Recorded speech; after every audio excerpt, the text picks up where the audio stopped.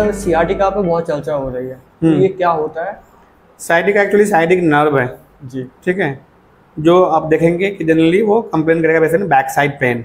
जी। ठीक है, specially Thai area में। हालांकि बहुत टाइम वो माइग्रेशन लोअर तक भी होता है, मैक्सिमम थाई में रहता ही है माइग्रेशन।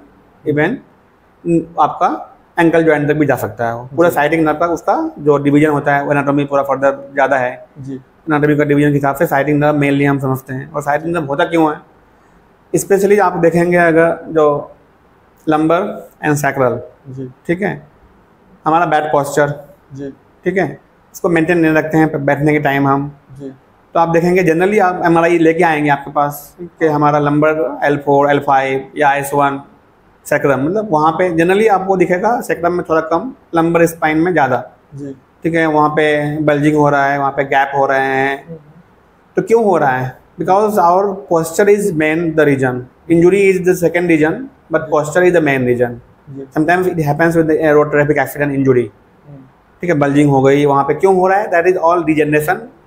ठीक है, आपने सही से बैठा नहीं, आपका स्पाइनल कोर्ड का कर्वेचर आपने मेंटेन नहीं किया, तो उसके वजह से पूरा स्पाइनल कोर्ड साइडिक नर्व भी वहीं से कनेक्शन है पूरा। देखें आप तो पूरा कनेक्शन वहीं से है। तो जो गैपिंग होती है कहीं कंप्रेस कर रहा है, अगर जो स्पेस कम हो गया वर्टिब्रल कॉलम में, तो आपको नर्व में कंप्रेशन आता है। कंप्रेशन आया कहीं ना कहीं, वो जो नर्व होता है वो उसमें जो सेंसरी नर्व होता है, सेंसेशन देता है, वो पेन हाइपर एक्टिव हो जाता है। प्रेस करेगा कोई भी चीज़ को, क्या होगा, वो सेंसेशन देगा आपको। तो फोरामेन लूमेन फोरामेन जो होता है उसका कम हो गया, तो इसके वजह से मेन होता है साइटिक नर्व। अपने होम्योपैथी में बहुत सारे मेडिसिन हैं, तो medicine 50-60% medicine will help rest your posture maintenance और प्रॉपर एक्सरसाइज। ठीक है, बॉडी पोस्चर एंड एक्सरसाइज में भी आपका stretching exercise you have to regularly do. ठीक है, मेन मेडिसिन आप देखें राइट साइड लेफ्ट साइड देखें, रस्टॉक्स, ठीक है, रूटा, उसके बाद मेनली आपका कॉस्टिकम, अगर उसमें आपका नमनेस ज़्यादा है। ठीक है, कॉस्टिकम के अलावा भी आपके पास बहुत सारी मेडिसिन हैं। ठीक है, वो तो देखना पड़ेगा टोटलिटी जो भी करेंगे medicine, depend on the totality निकल के जो भी आएगी। ठीक है, तो मेन मेडिसिन रूटा, कॉस्टिकम, इस तरह की मेडिसिन निकल के आती है। रस्टॉक्स तो मेन है ही। ठीक है, ये आजकल कॉमनली है, लेकिन कहेंगे सिर्फ होम्योपैथी मेडिसिन से हम अपना साइटिक का ठीक कर लें, इट्स नॉट पॉसिबल अनलेस वो यू डू वो चेंज, मतलब प्रॉपरली वो your posture maintenance and your stretching exercises. ये सर एज या सेट से रिलेटेड है कुछ? या एज जैसे जैसे जो भी डिजेनरेशन डिजीज होता है, ठीक है, तो डिजेनरेशन की बात करें तो फीमेल में ज़्यादा होता है। क्यों? आफ्टर 40 के बाद देखेंगे उसका बहुत सारा हार्मोन इम्बैलेंस होना चालू हो जाता है। ऑस्टियोपोरोसिस से लेके एवरीथिंग इज मोर, मतलब स्लाइटली फीमेल की तरफ ज़्यादा डोमिनेंसी है उसका।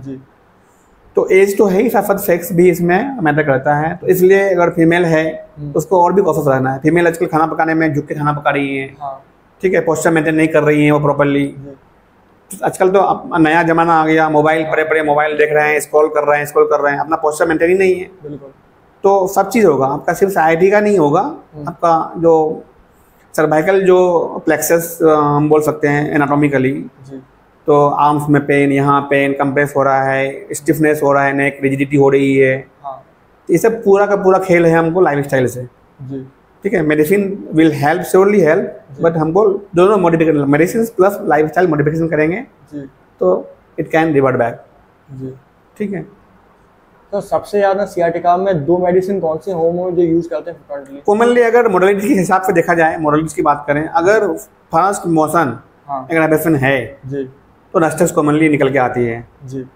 ठीक है, अगर मोशन एग्रावेशन है तो ब्रेनिया निकल के आती है। ये दो मेडिसिन कॉमनली जाते हैं। और भी मेडिसिन हैं, नमनेस, कॉस्टिकम है, नमनेस बहुत मार्क्ड है, राइट साइड इफेक्शंस हैं, तो कॉस्टिकम निकल के आती है।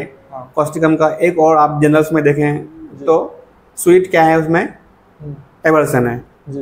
अगर ऐसा पेशेंट हमको मिल रहा है कि स्वीट खाना पसंद नहीं करते हैं, नमनेस जा रहा है, राइट साइड इफेक्शंस हैं, और फैमिली उसका ओरिएंटेशन पूरा फैमिली बच्चा फैमिली कर रहे हैं, वो पेशेंट मतलब उसका मेंटलिटी अगर देखें तो फैमिली ओरिएंटेड पेशेंट है, तो कॉस्टिकम will definitely help to them. जी सर, तो सियाटिका में और कुछ भी चीज़ें होती हैं जो एसोसिएट करती हैं उससे?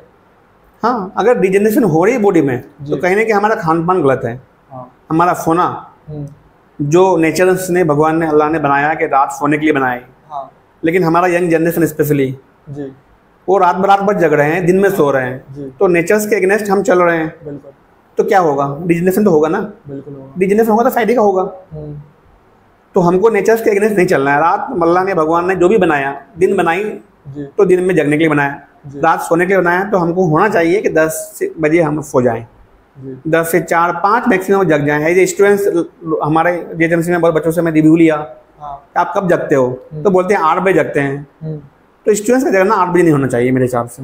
Okay early morning, early go to bed, early go to rise, maximum healthy, wealthy and wise. जी तो हमें इस जो लाइन है, बहुत ही अच्छी लाइन है, इस पे हमको अमल करना चाहिए, जी ठीक है। तो इसलिए हमको ये चीज़ करना चाहिए। इसमें लीन बॉडी या फिर इनका फैट ज़्यादा होता है, उसका कुछ असर पड़ता है? Overweight is the main cause of posture not maintain by the patient. जी अब बेली है, हाँ अब बेली में अगर फैट ज़्यादा है तो it will lead to the spinal cord forward, जी ठीक है। हाँ जब भी बेली फैट तो फॉरवर्ड आएगा तो आपका कर्वेचर क्या होगा?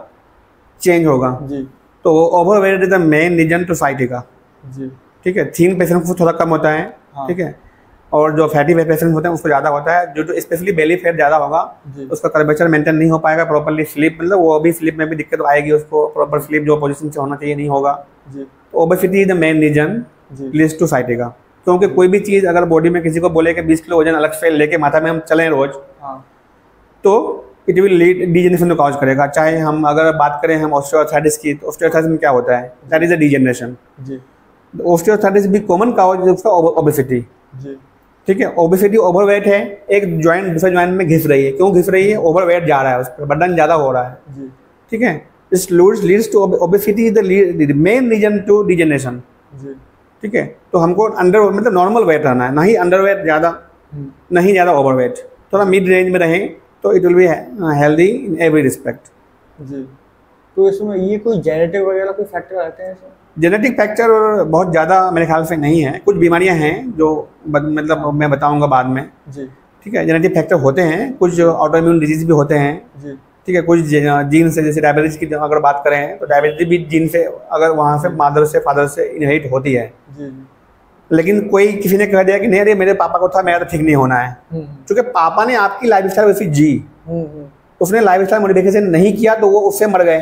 हाँ आप भी नहीं करोगे तो आप भी मरोगे डायबिटीज से। बिल्कुल अगर आप लाइफस्टाइल जानते हो कि आप लाइफस्टाइल डिजीज है, हाँ तो you have to change your lifestyle simply. बिल्कुल वो करके देखो कैसे नहीं भाग जाता है डायबिटीज। जी तो सिंपल यही कहना रहूँगा कि अगर कोई जेनेटिक डिस्पोजिशन है, खानदानी है, कैंसर क्यों हो रहा है? हम फ्लोगिस परे हैं, खा लिया, खूब खा रहे हैं नॉन वेज जी और परे हैं, तो कैंसर तो होगा ना। जी हम एक्टिविटी जीरो है, खाइए मना नहीं है, हमको एक्टिविटी भी करना पड़ेगा।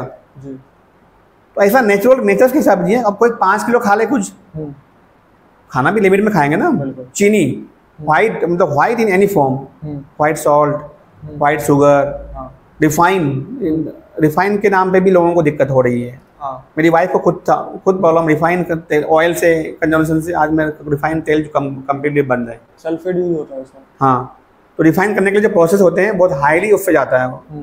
तो नाउ डेज कमिंग पेशेंट्स ही रिव्यू देते हैं, घर में भी मैंने देखा हाँ कि इट इज हार्मफुल। जी हो सके जितना हो सके नेचुरली, गांव में जो हम लोग जो मिल होती थी पहले, हाँ सरसों ऊपर से डालते थे हम, हाँ नीचे से निकलती थी तेल मल्टीपल लेयर्स में। कोलू होता था, कोलू में क्या होते हैं, ऑयल कम निकलती है, हाँ ठीक है। यहाँ जो मशीन होती थी लोहे वाली, उसमें ज़्यादा निकलती है, उसका प्रयोग करें ज़्यादा अच्छा है। जी जहाँ जिस गांव में है तो वो प्रयोग करें ज़्यादा अच्छा है। शुगर की बीमारी या फिर डायबिटीज का इलाज है होम्योपैथी में? हाँ ऑफ कोर्स है, जी लेकिन सिंपली हम कहें होम्योपैथी से इलाज है, ये सही नहीं है। ओके दोनों मॉडिफिकेशन करना होगा आपको, मेडिसिन प्लस आपका लाइफस्टाइल मॉडिफिकेशन, दोनों से पॉसिबल है। कैसे? मेडिसिन चलेगी, कंसल्टेशन ट्रीटमेंट चलेगा, उसका इमीडिएटली रिलीव करना हो तो बहुत सारे मेडिसिन अपने पास है। शुगर का हमने देखा भी करके है, बीपी का भी देखा है हमने। जी तो शुगर की बात करूँ तो आप अपने पास जिम्नेमा है, फिजिजियम जैमुलानम है, जी सिप्रेंडा इंडिका है। हाँ इमीडिएटली आपको फीडबैक लेना हो तो, जी ठीक है। रही बात बहुत है हम मेडिसिन प्रिस्क्राइब करते हैं, मेडिसिन की जेन्युइनिटी हैनेमैन ने ऑर्गन ऑफ मेडिसिन में लिखा है, डॉक्टर हैनेमैन हमारे मास्टर जो हैं उन्होंने क्लियरली लिखा है कि मेडिसिन शुड बी जेन्युइन।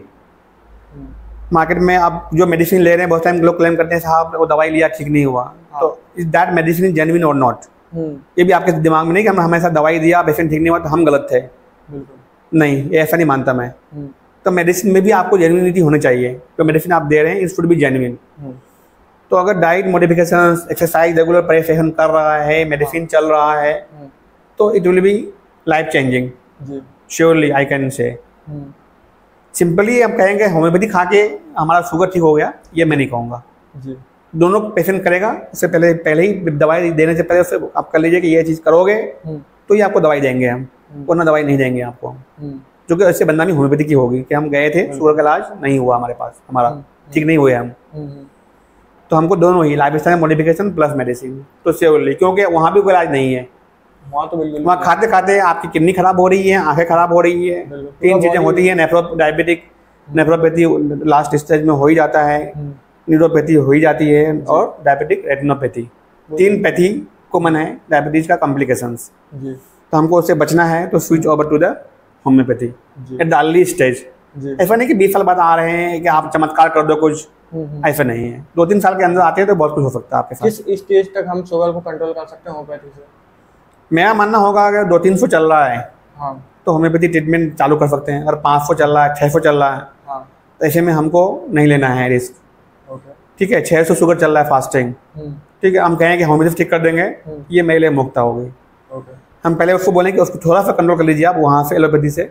जैसे 2 बार ले रहे हैं, एक बार हमने होम्योपैथी स्विच किया, मेडिसिन खिला रहे नहीं, हम आए हमारे पास, हमने तो इमीडिएटली हम मास्टर बैठे हैं यहाँ पे, अरे ये बंद कर दो, ऐसा कुछ नहीं होता, ऐसा नहीं करना है। 2 बार पेशेंट ले रहा है, एक 2 बार हमने होम्योपैथी दिया, 1-2 बार उसको देखा कि क्या 2 हफ्ते का क्या रिजल्ट आ रहा है, शुगर लेवल कैसा आ रहा है, वेल टॉलरेटेड है नहीं है। फिर हम देखा नहीं काफ़ी अच्छा टॉलरेट आ रहा है, फिर बोलेंगे भाई आप अपनी दवाई जो है ना हाफ डोज कर दीजिए आप, जो डोज करेंगे, फिर एडी में अल्टरनेटली करेंगे, तो धीरे धीरे विड्रॉल करेंगे। जैसे थायराइड की दवाई हमने वाइफ का कराया था अभी, तो ऐसे ही डायबिटीज की कोई भी दवाई का चल रहा है, दैट इज हार्मोन, ठीक है, बीटा सेल से निकलता है, हम भी एक एक्स्ट्रा दे रहे हैं मेडिसिन, तो रेगुलेशन हार्मोन पे करता है वो, इंसुलिन रेगुलेशन करता है। तो कोई भी ऐसा HRT अगर चल रही है बॉडी, किसी भी बॉडी में, तो इमीडिएटली उसको बंद नहीं करना है, ठीक है, बिना डॉक्टर के गाइडलाइंस के। 2-3 रिपोर्ट प्रॉपर हो जाए कि नहीं अब मेरा शुगर वेल टॉलरेट है, HbA1c भी अच्छा आ रहा है, then you have to manage with the homeopathy and stop the allopathy medicine.